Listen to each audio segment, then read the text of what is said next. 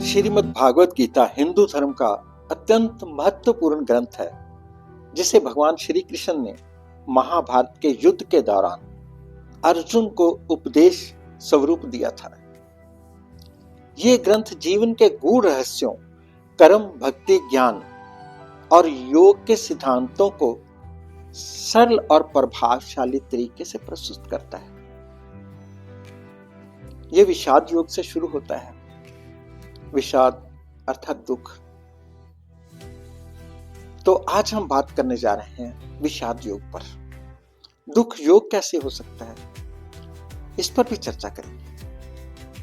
श्रीमद् भागवत गीता के पहले और दूसरे अध्याय में भगवान श्री कृष्ण अर्जुन को उनके कर्तव्यों और धर्म की व्याख्या देकर प्रेरित करते हैं।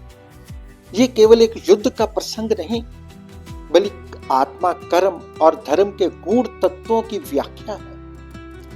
ये धर्म, दुविधा और कर्तव्य का संग्राम है। विषाद या दुख ये मानसिक अवस्था है जब कोई व्यक्ति चिंता, मोह या गहरी पीड़ा में डूब जाता है। इससे उसका मन कमजोर हो जाता है, वह सही निर्णय नहीं ले पाता और अपने कर्तव्य से भटक जाता है। वह सही मार्ग देखने में कठिनाई महसूस करता है। अर्जुन का पहला भाव था विषाद। जब उन्होंने युद्ध भूमि में अपने बंधु बांधवों को देखा और लड़ने से हिचकिचाने लगे। दृष्टवेमं स्वजनम कृष्ण युत्सम सम उपस्थितम सीदंती मम गात्राणि मुखम चा परिशूयति। भागवत गीता पहला अध्याय 28वां श्लोक। अर्जुन जी कहते हैं, जब मैं युद्ध के लिए उपस्थित अपने स्वजनों को देखता हूं तो मेरे अंग शिथिल हो जाते हैं, मुख सूखने लगता है, भावनाओं का तूफान हृदय में उमड़ रहा है। करुणा, मोह, पीड़ा सब एक साथ घनीभूत हो रहे हैं। हृदय में हलचल है, मानो भीतर कहीं कोई लहर टकरा रही हो। आंखों के सामने रिश्तों की परछाइयां हैं। मन स्मृतियों की गलियों में भटक रहा है। परंतु इसी क्षण शंखनाद की गूंज उठी। संपूर्ण वातावरण में इसकी गूंज जैसे चेतावनी दे रही थी, जैसे कह रही थी, जागो पार्थ, ये समय मोह में बनने का नहीं, ये समय आत्मबोध की परीक्षा का है। भगवान श्री कृष्ण की वाणी अमृत की तरह बरसी। हे पार्थ, तू क्यों घबरा रहा है? तू क्यों अपनी आत्मा को पीड़ा में झोंक रहा है? ये युद्ध केवल अस्त्र शस्त्र का नहीं, ये तेरे भीतर चल रहा युद्ध है। तेरा जन्म धर्म की रक्षा के लिए हुआ है। तो क्यों मोह तेरा मार्ग रोक ले? हे अर्जुन, यदि तुम मोह की बेड़ियों में बंधे रहोगे तो तुम्हारी आत्मा कभी मुक्त नहीं होगी। भगवान श्री कृष्ण की नीति है, कर्तव्य से विमुख होना पाप है। कर्तव्य से विमुख होना पाप है। भगवान श्री कृष्ण अर्जुन को केवल एक योद्धा के रूप में नहीं, अपितु एक धर्मनिष्ठ आत्मा के रूप में जगाते हैं। अर्जुन एक क्षत्रिय है, युद्ध उनका धर्म है। जब वह कहते हैं कि मैं अपने बंधुओं को मारना नहीं चाहता, तो श्री कृष्ण जी याद दिलाते हैं कि यह सिर्फ उनकी निजी भाव नहीं है, बल्कि एक बड़ा उत्तरदायित्व है समाज, धर्म, न्याय के प्रति। श्रेयना स्वधर्मो विगुणः परधर्मस्थ व अनुष्ठितात्। गीता तीसरा अध्याय 35वां श्लोक। अपने दोष युक्त धर्म का पालन दूसरों के सुचारू धर्म से भी श्रेष्ठ है। ये कर्तव्य निष्ठा का गूढ़ उपदेश है। हर व्यक्ति को अपने हिस्से की जिम्मेदारी निभानी ही होगी, चाहे वे कितनी ही कठिन क्यों न हो। वह कहते हैं, स्वधर्मे निधनम श्रेयः पर धर्मो भयावह। भागवत गीता तीसरा अध्याय 35वां श्लोक। अपने धर्म में मर जाना भी श्रेयस्कर है, प्राय धर्म का पालन भयावह है। यह भगवान श्री कृष्ण की कूटनीति धर्म की उच्चतम शिक्षा है कि योद्धा का धर्म है धर्म की रक्षा करना, चाहे शत्रु कोई भी हो। जो अपने धर्म से विमुख होता है वह आत्मा से दूर हो जाता है। जो भय को त्याग कर कर्तव्य पथ पर चलता है वही वीर है। एक चिकित्सक का धर्म है रोगी का उपचार करना, उसे वह करना ही है। एक शिक्षक का धर्म है ज्ञान देना, उसे वह करना ही है। अब कोई शिक्षक अगर चिकित्सक का काम करने लगेगा तो भयभीत हो ही जाएगा। हर एक को अपने धर्म का पालन करना ही है। अर्जुन ने देखा अब उनकी दृष्टि धुंधली नहीं थी, वह मोह से मुक्त हो चुके थे। उन्होंने अपने जीवन का सबसे कठिन लेकिन सबसे सत्य निर्णय लिया, कर्तव्य की ओर बढ़ने का। अब उनके भीतर कोई संशय नहीं था, कोई भय नहीं था। अब वह केवल अर्जुन नहीं थे, वह धर्म के प्रहरी बन चुके थे। यह संघर्ष केवल तुम्हारा नहीं, यह युगों युगों तक गूंजने वाला संदेश है। कर्तव्य और करुणा को सही दृष्टि से देखो, मोह से ऊपर उठो और धर्म का पालन करो। एक और प्रेम, करुणा और मोह था, दूसरी ओर धर्म, कर्तव्य और सत्य। यह परीक्षा केवल शरीर की नहीं, आत्मा की थी। यह परीक्षा थी स्वयं को पहचानने की, कर्तव्य को स्वीकारने की और सत्य के मार्ग पर चलने की। यह जीवन का वास्तविक शुद्ध है। जब भीतर भावनाओं का ज्वार उमड़ता है, तब हमें अपने आत्मबोध के शंखनाद को सुनना चाहिए।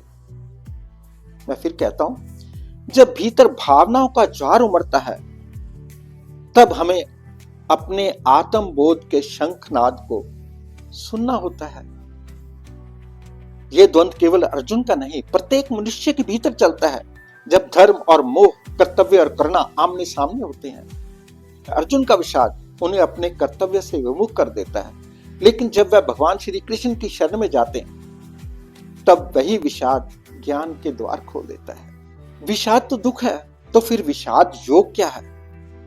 विषाद केवल मानसिक पीड़ा, दुख और भ्रम की अवस्था को दर्शाता है, जबकि विषाद योग वह स्थिति है जहां यह विषाद आत्म चिंतन और आत्म ज्ञान की ओर जाता है। यह विषाद आपको मजबूर कर देता है आत्म चिंतन और आत्म के अज्ञान के लिए। जब व्यक्ति अपने विषाद को एक गहन आत्म चिंतन के माध्यम से ज्ञान, सत्य और धर्म की खोज में परिवर्तित करता है, तो ये योग बन जाता है। योग का अर्थ है जोड़ना। इसलिए विषाद योग वह अवस्था है जहां व्यक्ति अपने विषाद को आत्मज्ञान और उच्चतम सत्य से जोड़ता है।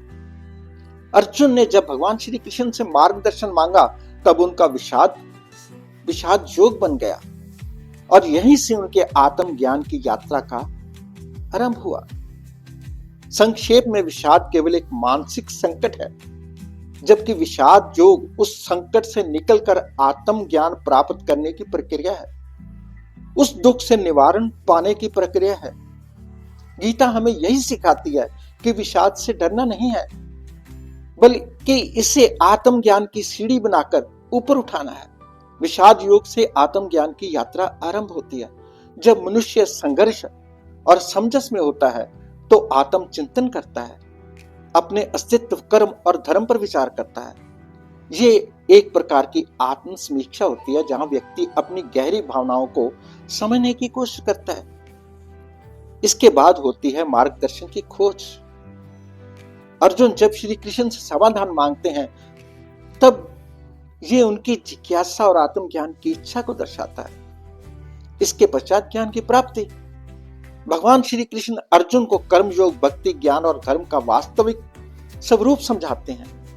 इसी से अर्जुन मोह से मुक्त होता है और कर्तव्य के मार्ग पर आगे बढ़ता है। इस प्रकार विषाद नकारात्मक नहीं होता, ये तो आत्मज्ञान का आरंभिक चरण है। जब कोई व्यक्ति विषाद में होता है, तो जीवन के गहरे प्रश्नों को समझने के प्रयत्न करता है। यही आत्मचिंतन उसे सच्चे ज्ञान और मुक्ति की ओर ले जाता है।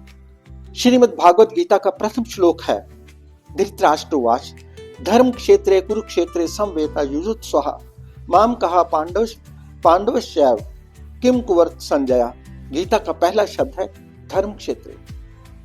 यह कोई सामान्य उद्घोष नहीं, बल्कि एक जागरण है, एक चेतावनी है, एक मार्गदर्शन है। यह वह पवित्र भूमि है जहां न्याय और सत्य की परीक्षा होती है, जहां कर्म और धर्म का समन्वय होता है। धृतराष्ट्र कोई एक व्यक्ति नहीं, धृतराष्ट्र वह मानसिकता है जो दूसरों के अधिकारों को हड़पना चाहती है। वह अंधा है, केवल नेत्रों से ही नहीं, बल्कि कर्म और सत्य की दृष्टि से भी। आज भी इस संसार में अनेक धृतराष्ट्र हैं जो अनीति और अहंकार के कारण धर्म से विमुख हो जाते हैं। हमें अर्जुन बनना है, हमें कृष्ण के दिव्य ज्ञान को आत्मसात करना है। हमें अपने हर कुरुक्षेत्र को धर्म क्षेत्र में बदलना है, अधर्म का विनाश करना है। यदि अर्जुन विषाद से निकलकर धर्म युद्ध करने को तैयार हो सकता है, तो हम भी गीता के दिव्य ज्ञान से हो सकते हैं। इसे पढ़ो, इसे जियो, इसे आत्मा में उतारो, फिर कोई डर तुम्हारे भीतर टिक नहीं सकता। दूसरों को अधिकार मिले वह हमारा कर्तव्य बन जाता है, और यदि हम ऐसा नहीं करेंगे तो महाभारत होगी। परंतु इसका अर्थ ये नहीं है कि हम अपने अधिकारों को छोड़ दें। दुर्योधन को भगवान श्री कृष्ण जी की जरूरत नहीं थी, तो कृष्ण जी के बिना उनका क्या हुआ?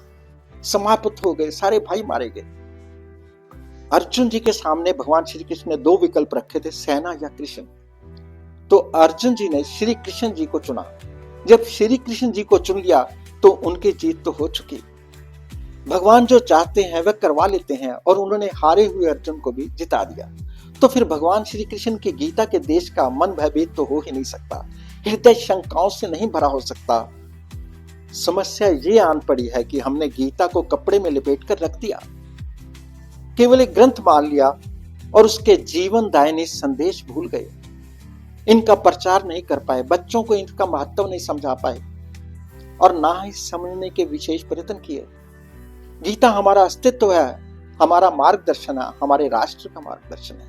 हमें अपने कुरुक्षेत्र को धर्म क्षेत्र बनाना होगा। जहाँ धर्म होगा वहां कायरता नहीं होगी, वहां विषाद यानी दुख भी नहीं होगा। युगों युगों से जब भी अर्जुन जैसे हारे हुए मन ठहर जाते हैं, तो गीता उनका संबल बनती है, उन्हें ऊर्जा प्रदान करती है।